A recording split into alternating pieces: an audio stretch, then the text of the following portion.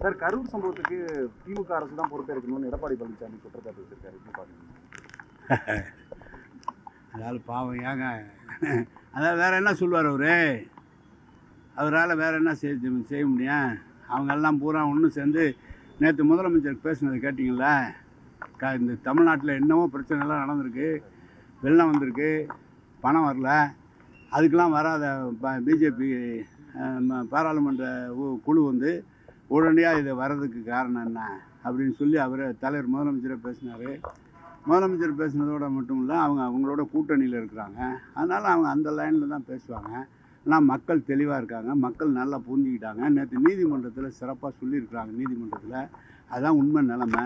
வேற என்ன செய்ய? மனிதனால் உருவாக்கப்பட்ட பேரழிவுன்னு உயர்நீதிமன்றம் சொல்லியிருக்கு. தலைமை துறவும் பண்பே இல்லை. அவங்க சொல்லிடுவாங்க. உயர்நீதிமன்றம் வரையும் போய் மக்களை சந்திக்கல, பொறுப்பேற்கல. இதை எப்படி பாக்குறீங்க?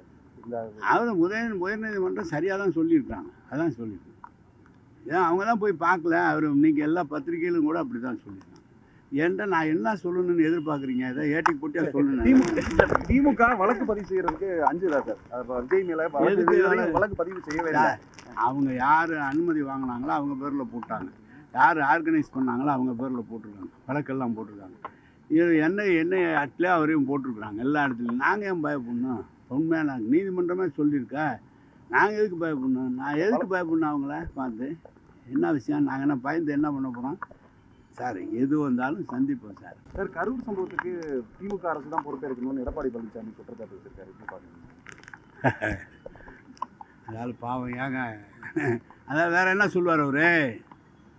அவரால் வேற என்ன செய்ய முடியும்? அவங்கெல்லாம் பூரா ஒன்று சேர்ந்து நேற்று முதலமைச்சர் பேசுனதை கேட்டிங்களா? இந்த தமிழ்நாட்டில் என்னவோ பிரச்சனைலாம் நடந்திருக்கு, வெள்ளம் வந்திருக்கு, பணம் வரல, அதுக்கெலாம் வராத பிஜேபி பாராளுமன்ற குழு வந்து உடனடியாக இதை வர்றதுக்கு காரணம் என்ன அப்படின்னு சொல்லி அவர் தலைவர் முதலமைச்சரை பேசினார். முதலமைச்சர் பேசுனதோடு மட்டும் இல்லை, அவங்களோட கூட்டணியில் இருக்கிறாங்க. அதனால் அவங்க அந்த லைனில் தான் பேசுவாங்க. ஆனால் மக்கள் தெளிவாக இருக்காங்க, மக்கள் நல்லா புரிஞ்சுக்கிட்டாங்க. நேற்று நீதிமன்றத்தில் சிறப்பாக சொல்லியிருக்கிறாங்க. நீதிமன்றத்தில் அதான் உண்மை நிலைமை.